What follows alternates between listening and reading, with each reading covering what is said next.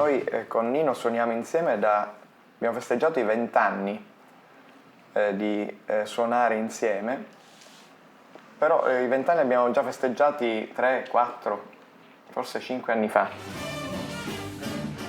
Nel 92, durante un capodanno, una festa di capodanno che festeggiavamo a Geraci, in una casa semi-diroccata, siccome la luce andava via spesso e il contatore era molto distante dalla casa, uscivamo in processione con la fisarmonica, qualcuno con le pentole e altri con altri strumenti, andavamo a attaccare la luce. E là ci è venuto in mente di fare un gruppo che facesse la musica locale di tutto il mondo. Infatti il nome che abbiamo scelto era Musica Internazionale Locale.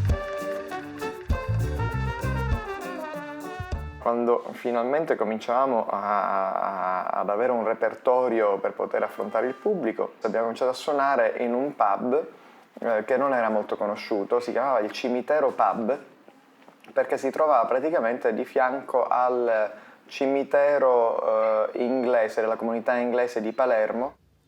All'inizio 10 spettatori, secondo concerto 15, terzo erano un po' di più. E alla fine grande successo, tanto che quelli del locale erano molto contenti di assoldare persino il posteggiatore, il buttafuori, e quando il clima si surriscaldava eccessivamente interrompevano il concerto minacciando appunto di chiudere il concerto lì perché c'era troppo casino. Una cassetta che abbiamo registrato è arrivato a una persona in Germania che poi ci ha chiamato e ci ha organizzato la prima tournée che abbiamo fatto in Germania.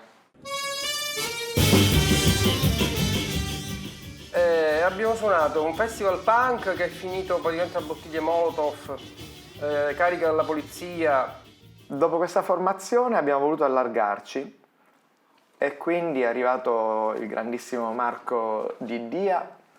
Poi tra una tournée e l'altra abbiamo conosciuto a Palermo Claudio Collovà, regista teatrale, che ci ha chiesto di collaborare con lui. Abbiamo fatto tantissimi spettacoli molto belli con Claudio Collovà. Da Eredi a Miraggi Corsari, La Terra Desolata, da Elliott ovviamente. La Famiglia. Nel frattempo avevamo fatto il primo CD dal titolo Fame e poi a seguire i primi CD fatti con Claudio Collovà con le musiche scritte per il teatro. E quindi Eredi, Drip Drop e poi a seguire forse anche noi ci abbiamo preso gusto a fare teatro e abbiamo fatto Dalla scatola sono uscite due bolle, tratto dagli scritti di Daniel Charms. Nel frattempo si è raggiunta a noi Antonella Romana che suona la tromba e insomma che è con noi ormai da 20 anni.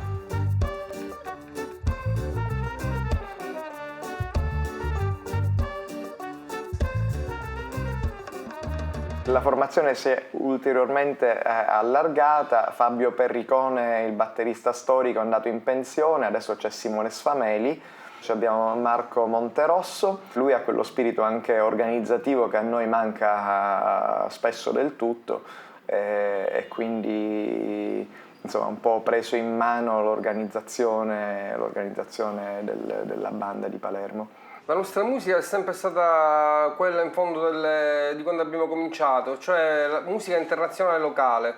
25 anni che suoniamo insieme, abbiamo un repertorio enorme, cioè che spazia dalla musica irlandese a quella klezmer, a quella balcanica, a quella siciliana. Abbiamo suonato diverse volte per il Trionfo di Santa Rosalia, quindi abbiamo nel repertorio anche i triunfi della tradizione locale. E infatti una volta ci hanno invitato a suonare, cosa di cui veramente siamo orgogliosi, per la Madonna dei Pirriaturi, che invece sono diciamo abbastanza tradizionali mentre noi tutte queste cose, i triunfi, facciamo anche in maniera molto punk. E infatti noi gliel'abbiamo detto, abbiamo messo le mani avanti, abbiamo detto ma noi non le facciamo proprio come le tradizionali, e loro ci hanno detto noi lo sappiamo come le fate, ce le dovete fare così come le fate voi, e è stato molto bello.